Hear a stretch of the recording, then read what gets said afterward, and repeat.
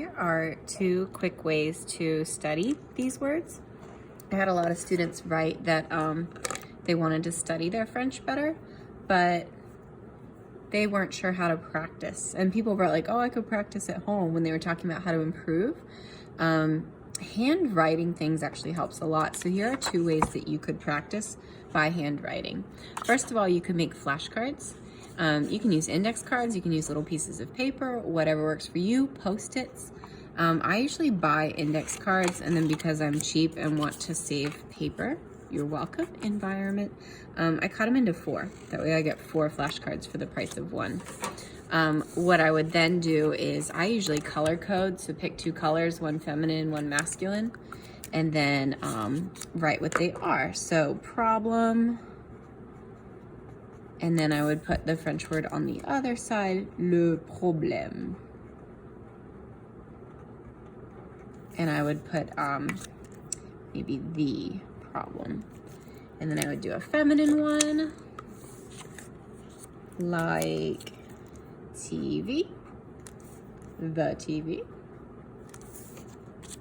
la télévision. I highly recommend making flashcards. Then when you study them later, you can practice going from French to English, and then harder is going from English to French. You could just look at them. You could get a piece of paper and try to write it and then compare. The color coding helps you start to solidify in your mind if something is masculine or feminine. This is a great way to study. One other thing I recommend is that once you have your stack of flashcards, if you get it right, you're done. You don't have to practice with it anymore. But if you get it wrong, put it back in the stack so that you have to practice it again and again. This is a good alternative to doing Quizlet forever, and you get to actually handwrite things, which helps a lot. Here's another thing that I encourage my students to try. I call it a study sheet. You take a piece of paper, you break it up into sections. You could do it either direction. You could do it this way if you wanted to practice more. I decided to just stay with the lines, so I did it vertically. And so I just picked some random words. I just looked at my vocab list and I put them in random order so that I didn't know if they were masculine or feminine. And then I use my color coding and I try to write them out. So actor is l'acteur. A teacher, that's masculine, so I'm going to keep my green color. Le professeur. Now I can peek to see how things are spelled, or I can just try my best.